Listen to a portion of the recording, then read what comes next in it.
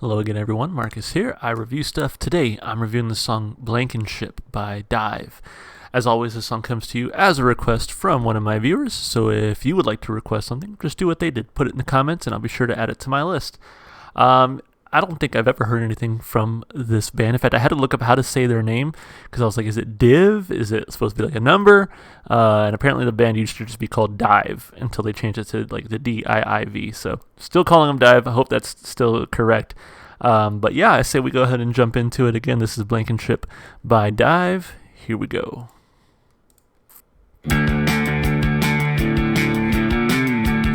Nice and fast out the gates.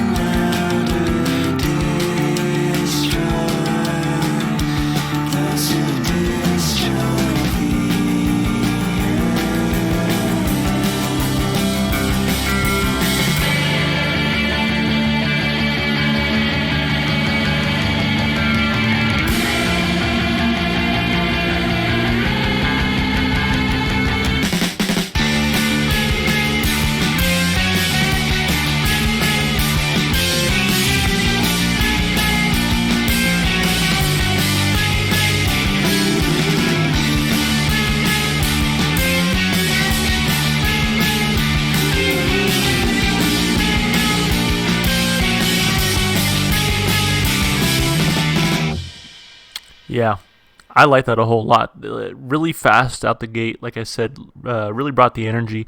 Bass work throughout was fantastic. I mean, what a great groove.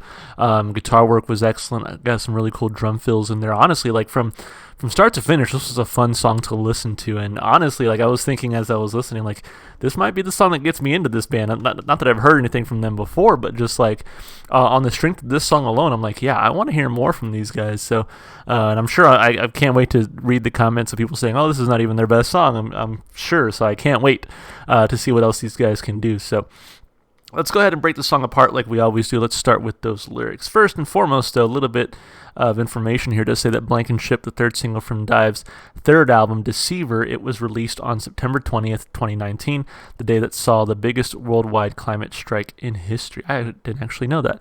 And what is a Blankenship anyway? Like, I have no idea, so hopefully someone give me a definition, or I guess I can also Google it, whatever. Anyway, Armageddon is a product and one we choose to buy. Dwell on that for a moment with Paradise on Fire.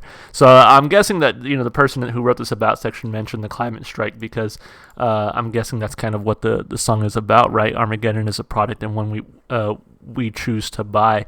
Now, yes, like I think capitalism and unfettered capitalism has accelerated the climate change that we're experiencing, and so I'm hesitant to say that they're putting it on the consumer, because it definitely shouldn't be on the consumer. We should really take a look at what corporations are doing and sort of curb that, use what they're doing, change what they're doing to curb climate change, I should say. But yeah, I mean, it's true though. I mean, we're being sold sort of Armageddon, the things that we consume. So I guess it's all the way Blankenship. Children lead the cry, you sold them all away, Blankenship, with 30 years of lies. Yeah, again, I think it's pretty clear it's about climate change, and we've known about climate change for a really long time, and we just have not done anything about it. And like the oil corporations have done as much as they can to kind of push it under the rug and sort of detach themselves from all involvement or all blame. But yeah, I mean, it's right there.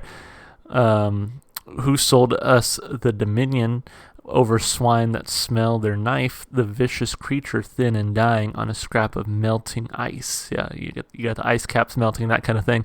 The earth is ownerless, Blankenship, children lead the cry. You sold them all away, Blankenship, with 30 years of lie. I like this line here. The earth is ownerless. I mean, it's true. We as humans assume that we sort of own the earth, right? But we're just creatures on it as well. And I always say, like, once climate change eradicates all of us, like, the earth will still be here. It's just a question of whether we will be on it or not. I should have treated you better, Blankenship. The lives you weaponize, you sold them all away, Blankenship, with silver-plated eyes. This is some really good writing. I really like it a lot. Think of your sons and daughters laid in ash and water. Sirens louder and louder destroy those who destroy the earth. And it's pretty clear right there in the end, right? Like, we should be destroying those who destroy the earth, or at least making them change. So, I mean, lyrically, obviously, very timely, very important message. But the way that it was written too, just very well written, almost poetic in some ways. Really getting the point across, I think, plainly when it needs to, but also sort of wrapping it up in metaphor when it needs to as well. So, I mean, honestly, lyrically, I give this one 2 big thumbs up. I thought it was great and well written. I'm curious to what a Blankenship is. I'm gonna Google this real quick. I wonder if, like, the only thing that comes up is going to be the this. Oh, okay. So apparently he's a football player. What else? Maybe I should just type in Blankenship definition, because I'm just seeing this like this NFL guy. I don't think he's responsible for climate change. I like personally, right? From Blankenship etymology, the medieval English uncertain, or okay, so like Middle English for uncertain. A lot of people with that name too. It's a family name. Maybe not. It says one thing here, but yeah, meaning uncertain. Apparently there's an Urban Dictionary definition as well. Oh well, I won't dwell on it too long. I'm sure someone will tell me in the comments. But anyway, as far as the instrumentation goes, like I said, the bass line that you got throughout I think was fantastic. Really gave a nice groove to the song. And when you really hear that bass come through, it's like, yeah, this is really groovy. I like it. The guitar work I think was fantastic as well. Very energetic. Some really memorable guitar riffs throughout.